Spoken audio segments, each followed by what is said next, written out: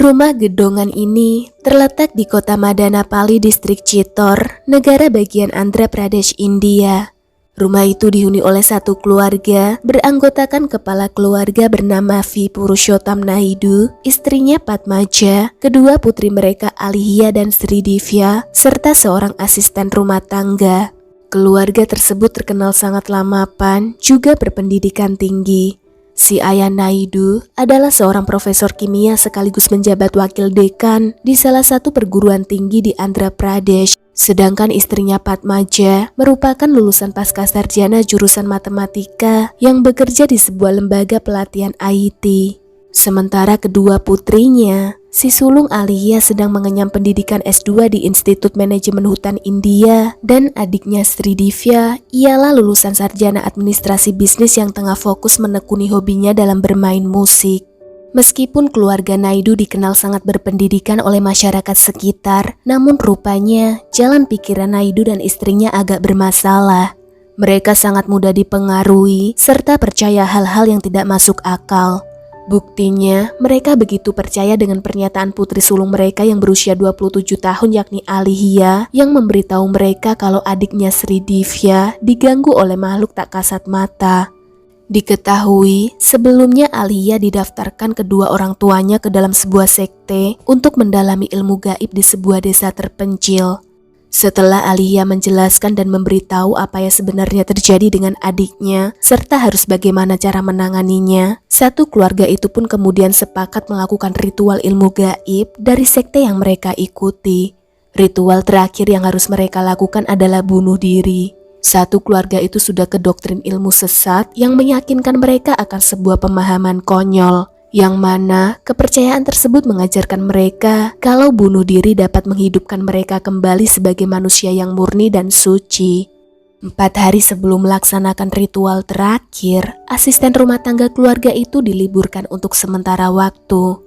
Nah, tiba pada hari pelaksanaan yang jatuh di tanggal 24 Januari tahun 2021, kedua pasutri Naidu dan Padmaja bersiap mengeksekusi kedua putri mereka terlebih dahulu. Sial bagi Sri Divya yang harus menjadi orang pertama dihabisi nyawanya, sebab ialah alasan mengapa ritual itu dijalankan. Sri Divya dipukuli kepalanya dengan barbel berulang kali hingga tewas kehabisan darah. Si sulung Alihya pun juga menerima nasib yang sama dengan adiknya. Kedua kakak beradik tersebut tewas kehilangan banyak darah usai dipukuli barbel selama kurang lebih 4 jaman. Tadinya, Naidu dan Padmaja masih sangat meyakini janji ritual yang mereka jalani, yaitu hidupnya kembali putri-putri mereka sebagai manusia yang murni serta suci. Akan tetapi, terbesit sedikit keraguan pada diri Naidu ketika mengamati kedua putrinya yang tak kunjung bangkit. Naidu sempat menelpon rekannya memberitahu keadaan serta kondisi keluarganya waktu itu. Saat rekan yang dipanggil tadi tiba di rumahnya, temannya begitu terkejut melihat pemandangan mengerikan terpampang di depan matanya. Tubuh Alihya dan Sri Divya terbalut pakaian sari berwarna merah berlumuran darah, terbujur kaku di lantai ruang tengah. Bingung harus berbuat apa, teman Naidu akhirnya terpaksa memanggil polisi. Tidak berapa lama setelah panggilan dibuat, tim kepolisian distrik Chittor sampai di lokasi kejadian. Sama seperti teman Naidu, para petugas polisi pun sangat syok melihat keadaan Alihya dan Sri Divya yang terkapar bersimbah darah. Sementara orang tua dari kedua gadis itu masih melanjutkan sisa ritual, berdiri di samping kedua jasad anaknya sambil membaca mantra. Menurut Inspektur Raffi mengatakan bahwa saat polisi tiba di sana, pasutri tersebut menyuruh polisi balik dan datang lagi ke rumah mereka besok untuk membuktikan kalau putri-putri mereka dapat dihidupkan kembali. Mendengar omong kosong Naidu dan istrinya, polisi bergegas mengamankan mereka. Namun saat proses penangkapan, pasutri itu justru marah-marah kepada petugas polisi karena telah mengganggu prosesi ritual mereka.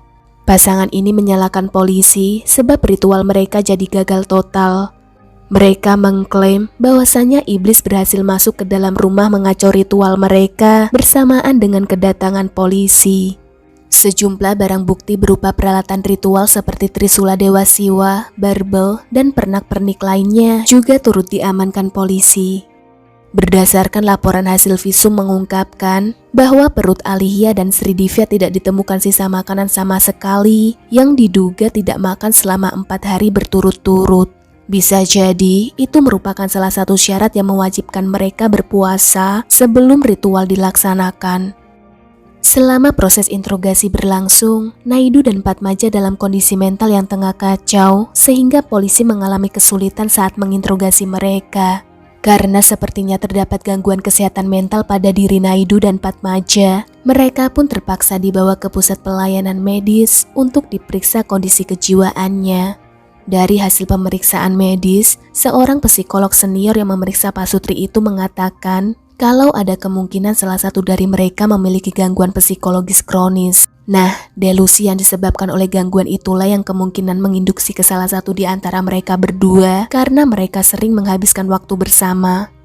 Mengetahui hasil pemeriksaan tersebut, polisi segera mencari tahu riwayat kesehatan mental keluarga Naidu. Setelah melakukan penyelidikan sepintas, polisi menemukan sebuah fakta terkait kesehatan mental keluarga itu. Rupanya, beberapa tahun lalu istrinya Padmaja dan salah satu putrinya yaitu Alihya pernah menjalani perawatan di rumah sakit lokal untuk menyembuhkan gangguan delusi yang mereka derita. Para ahli menyebut kalau kasus perpindahan delusi yang dialami keluarga Naidu merupakan ciri gangguan mental langka yang disebut folie à famille. Gangguan ini dapat menyalur apabila pengidap terlalu dekat menjalin hubungan dengan orang lain. Seperti halnya kasus delusi keluarga Naidu. Hubungan kedekatan mereka yang terjalin setiap hari, apalagi ditambah seluruh anggota keluarga Naidu mengisolasi diri di rumah karena pandemi COVID. Hal itu tentunya mendorong penyebaran delusi yang sangat cepat, serta lama-kelamaan semakin menguat jika tidak segera ditangani. Usai menjalani pemeriksaan dan sempat dirawat di rumah sakit Ruja yang berlokasi di kota Tirupati, pasangan suami istri tersebut dipindahkan ke penjara bawah tanah yang terletak di kota Madanapalli. Padahal, mengutip dari berita, mereka berdua harusnya mendapati perawatan khusus terkait gangguan mental yang mereka derita. Hingga saat ini, persidangan untuk mereka berdua belum digelar.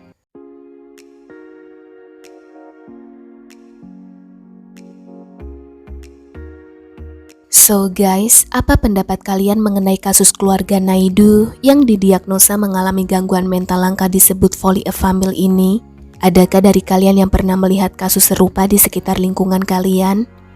Well, sekian dulu ceritanya. Sampai jumpa di pembahasan kasus berikutnya. Have a nice day and see you.